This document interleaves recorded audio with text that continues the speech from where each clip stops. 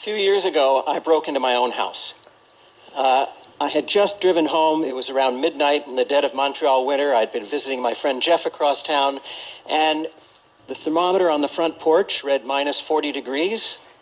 And don't bother asking if that's Celsius or Fahrenheit. Minus 40 is where the two scales meet.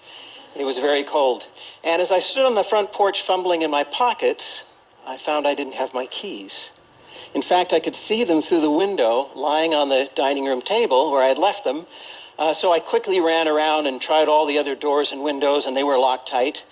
I thought about calling a locksmith. At least I had my cell phone, but at midnight, it could take a while for a locksmith to show up, and it was cold. I couldn't go back to my friend Jeff's house for the night because I had an early flight to Europe the next morning, and I needed to get my passport in my suitcase. So, desperate and freezing cold, I found a large rock, and I broke through the basement window, cleared out the shards of glass. I crawled through. I found a piece of cardboard and taped it up over the whole opening, figuring that in the morning on the way to the airport, I could call my contractor and ask him to fix it. This was going to be expensive, but probably no more expensive than the middle of the night locksmith. So I figured under the circumstances, I was coming out even. Now, I'm a neuroscientist by training, and I know a little bit about how the brain performs under stress. It releases cortisol, that raises your heart rate, it modulates adrenaline levels, and it clouds your thinking. So the next morning, when I woke up on too little sleep, worrying about the hole in the window and the mental note that I had to call my contractor and the freezing temperatures and the meetings I had upcoming in Europe, and with all the cortisol in my brain, my thinking was cloudy, but I didn't know it was cloudy because my thinking was cloudy. And it wasn't until I got to the airport check-in counter that I realized I didn't have my passport. So I raced home in the snow and ice, 40 minutes, got my passport, raced back to the airport. I made it just in time, but they had given away my seat to someone else, so I got stuck in the back of the plane next to the bathrooms in a seat that wouldn't recline on an 8-hour flight. Well, I had a lot of time to think during those 8 hours of no sleep. And I started wondering, are there things that I can do, systems that I can put into place that'll prevent bad things from happening? Or at least if bad things happen, will minimize the likelihood of it being a total catastrophe. So I started thinking about that, but my thoughts didn't crystallize until about a month later. I was having dinner with my colleague, Danny Kahneman, the Nobel Prize winner, and I somewhat embarrassedly told him about having broken my window and, forgot my passport.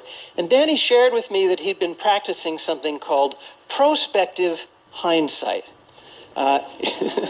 It's something that he had gotten from the psychologist Gary Klein, who had written about it a few years before, also called the pre-mortem.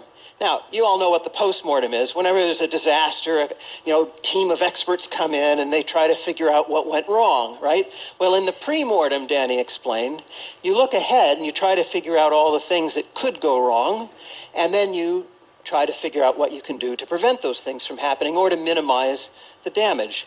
So what I want to talk to you about today are some of the things we can do in the form of a pre-mortem. Some of them are obvious, some of them are not so obvious. I'll start with the obvious ones. Around the home, designate a place for things that are easily lost. Now, this sounds like common sense, and it is, but there's a lot of science to back this up based on the way our spatial memory works. There's a structure in the brain called the hippocampus that evolved over tens of thousands of years to keep track of the locations of important things. Where the well is, where fish can be found, that stand of fruit trees, where the friendly and enemy tribes live. The hippocampus is the part of the brain that in London taxi cab drivers becomes enlarged. It's the part of the brain that allows squirrels to find their nuts. And if you're wondering, somebody actually did the experiment where they cut off the olfactory sense of the squirrels, and they could still find their nuts. They weren't using smell, they were using the hippocampus, this exquisitely evolved mechanism in the brain for finding things. But it's really good for things that don't move around much, not so good for things that move around. So this is why we lose car keys and reading glasses and passports. So in the home, designate a spot for your keys, a hook by the door, maybe a decorative bowl, for your passport, a particular drawer, for your reading glasses, a particular table. If you designate a spot and you're scrupulous about it, your things will always be there when you look for them. What about travel? Take a cell phone picture of your credit cards, your driver's license, your passport. Mail it to yourself so it's in the cloud. If these things are lost or stolen, you can facilitate replacement. Now, these are some rather obvious things. Remember, when you're under stress, the brain releases cortisol. Cortisol is toxic, and it causes cloudy thinking. So part of the practice of the premortem is to recognize that under stress, you're not going to be at your best, and you should put systems in place. And there's perhaps no more stressful a situation than when you're confronted with a medical decision to make. And at some point, all of us are going to be in that position where we have to make a very important decision about the future of our medical care or that of a loved one to help them with the decision. And so I want to talk about that. And I'm going to talk about a very particular medical condition, but this stands as a proxy for all kinds of medical decision making, and indeed for financial decision making and social decision making, any kind of decision you have to make that would benefit from a rational assessment of the facts. So, suppose you go to your doctor and the doctor says, I just got your lab work back. Your cholesterol is a little high. Now, you all know that high cholesterol is associated with an increased risk of cardiovascular disease, heart attack, stroke. And so you're thinking having high cholesterol isn't the best thing. And so the doctor says, I'd like to give you a drug that'll help you lower your cholesterol, a statin. And you've probably heard of statins. You know that they're among the most widely prescribed drugs in the world today. You probably even know people who take them. And so you're thinking, yeah, give me the statin. But there's a question you should ask at this point, a statistic you should ask for that most doctors don't like talking about, and pharmaceutical companies like talking about even less. It's for the number needed to treat. Now, what is this, the NNT? It's the number of people that need to take a drug or undergo a surgery or any medical procedure before one person is helped. And you're thinking, what kind of crazy statistic is that? Right? The number should be 1. My doctor wouldn't prescribe something to me if it's not going to help.